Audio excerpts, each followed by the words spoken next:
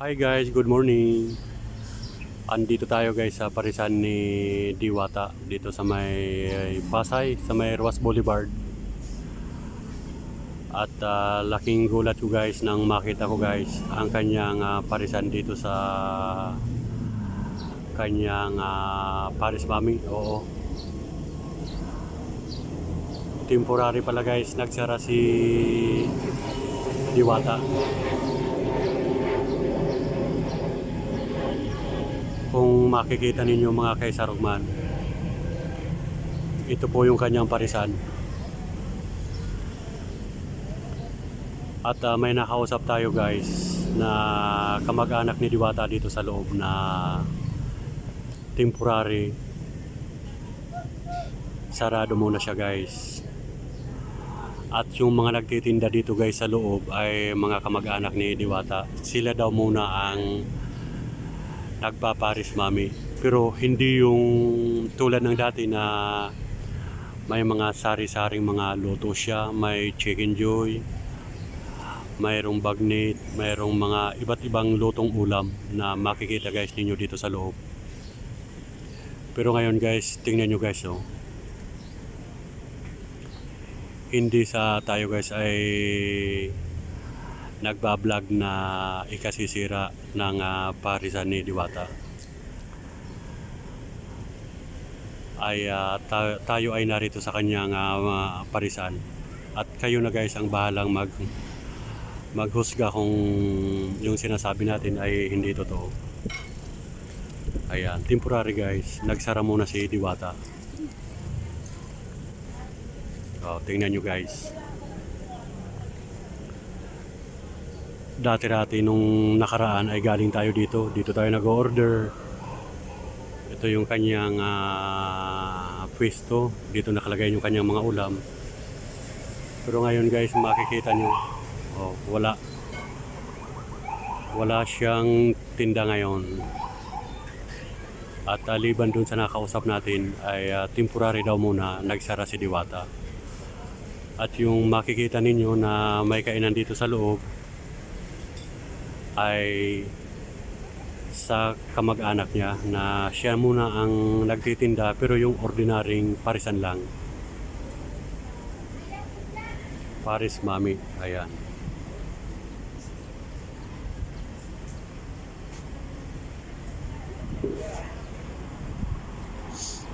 Tingnan nyo mga kaisarugman.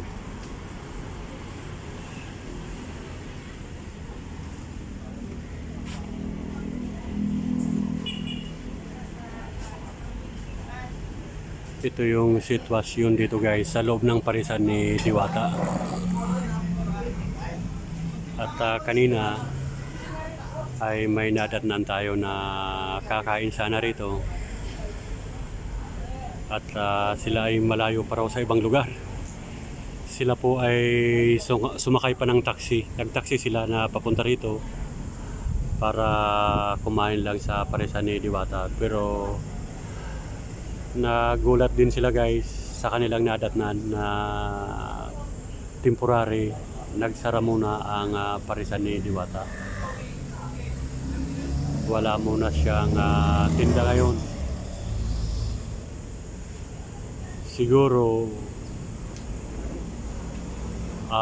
busy si Diwata sa kanyang pagkampanya.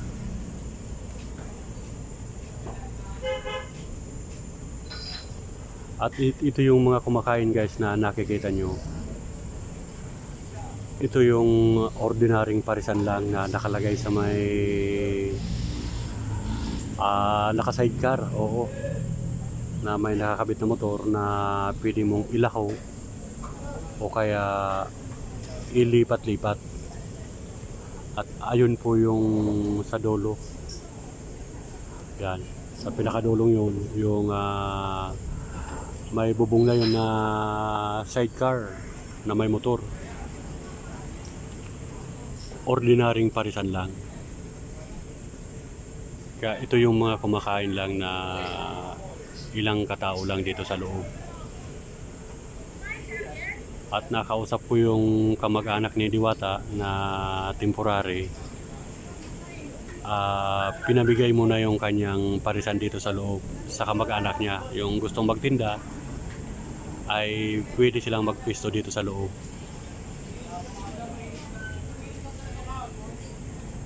Ayan guys. Sa totoo lang guys, nakakaramdam din tayo ng lungkot. Kasi napakalaking bagay na may napupuntan tayo dito sa Pasay na ganitong parisan na Paris overload, only rice, only sabaw at saka may libreng drinks.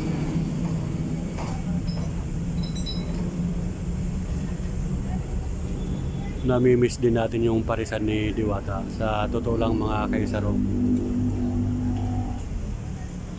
At ako nga rin ay nagulat ng pagpunta natin. Nagulat tayo guys na temporary nagsara muna siya. At liban dun sa nakausap natin kanina na kamag-anak ni Diwata ay temporary lang daw muna. Dahil busy si Diwata.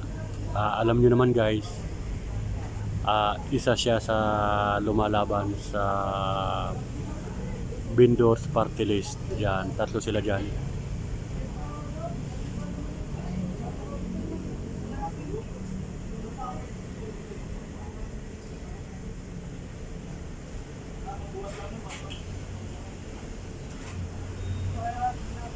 Ayan, nakakalungkot at nakakamiss isipin guys na si Diwata ay temporary muna nagsara. At yung mga kaibigan natin na kumakain dito sa Diwata, Paris, ay wag muna po kayong pupunta. Dahil matagal-tagal pa siguro na mag-open uli si Diwata. Siguro after ng eleksyon ay babalik uli siya. Oo. Yun kasi yung sabi kanina yung nakausap natin na kamag-anak ni Diwata na nagsara muna siya dahil sa kanyang pagkakampanya. Napaka-busy guys ni Diwata. At inuulit ko, ito yung mga kumakain ngayon guys ay sa kamag-anak ni Diwata. Binigyan muna ng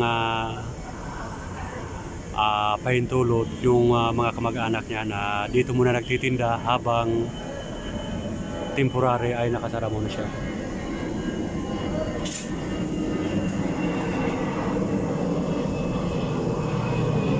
Ito yung mga tauhan ni Diwata guys.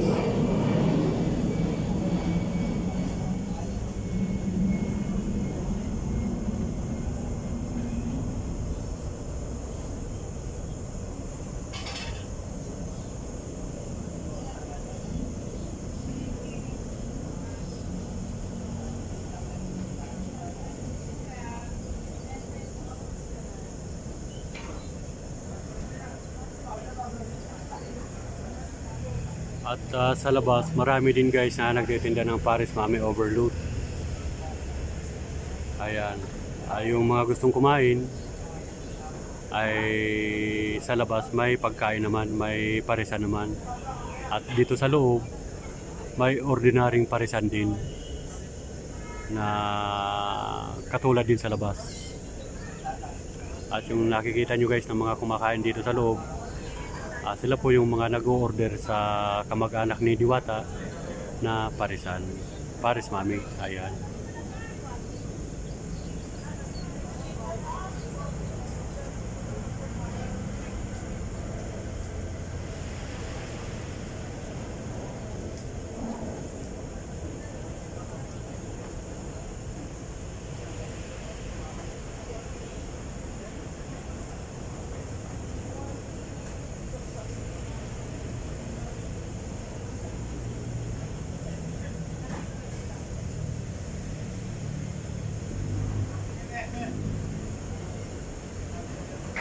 At lalapitan natin guys yung Paris Mami dito sa loob, yung sa kamag-anak ni Diwata na sinasabi ko.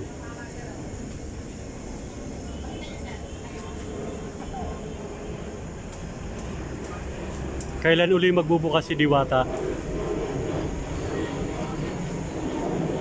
Ayan guys. Medyo busy guys. Ano siya na mamaya daw. Ito guys yung parisan guys dito.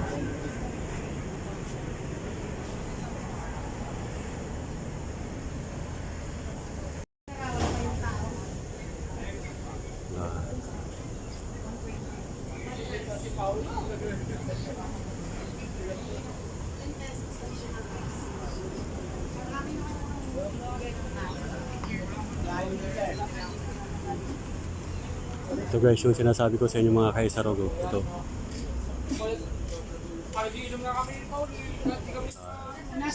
Itong may parisan.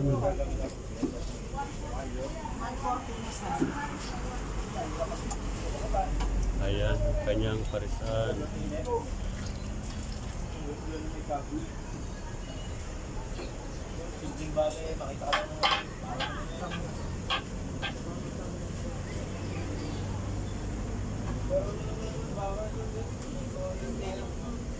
Kutsara sa gilid, kalamansi.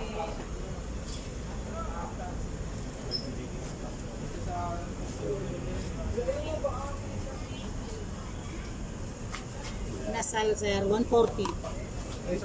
May soft drinks na po yan sir. Di only rice. Isa lang sir. Isa lang. Ano yun yung kasama sa Soft drinks, tsaka one rice. One rice. Yung only rice po, Wala na po sir, yun lang ang tinanggal namin. Additional 10 pesos lang sa only rice. additional. Pero magkano po yung order? Depende po sa i-orderin po nila. Depende na sa order. Chicken, 140. Overload, 120. Mga karismani, 130. Yung overload, walang kanin din ano? May kanin lang. Wala lang. Wala lang extra ano? Wala lang extra po sir. Wala lang ano. Okay. Sa soft drinks Wala. po sir. Yun guys. 10 pesos yung extra. Hindi lang only, yun ang nagbago sa amin. Hindi lang only rice.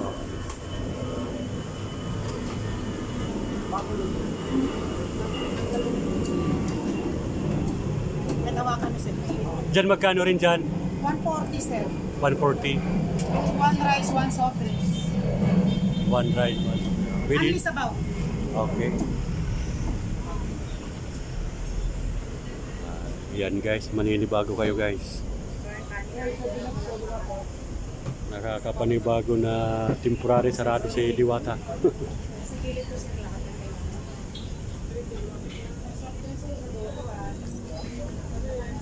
Kaya, Meron po sir. ayan pa rin yan. Soft drinks.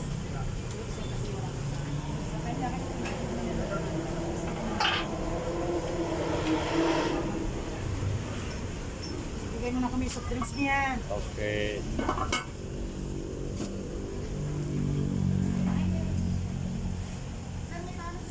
Yan po yung sitwasyon guys dito sa parisan ni Diwata. Bali yung kamag-anak niyo muna yung nagtitinda. Na binigyan ng pahintulot na magtinda muna. Sa panahon na temporary nagsara muna si Diwata.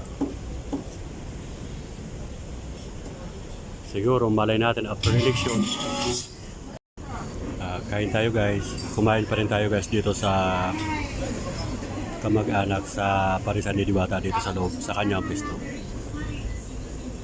At may loto din guys na chicken joy. Saka humingi tayo ng sabaw.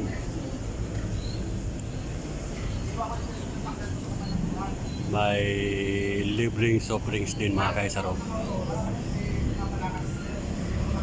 At ito guys, ilan na kami guys kumakain dito sa parisan ni Diwata. Ay sa kamag-anak ni Diwata.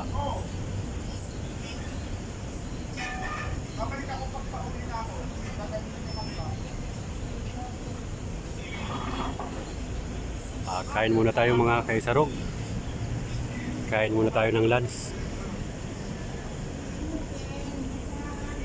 At sana sa pagbalik natin sa sunod ay open na si Diwata. Okay, hanggang dito na lang muna guys. Kain muna ako. Thank you so much for watching sa mga viewers natin. At lunch tayo.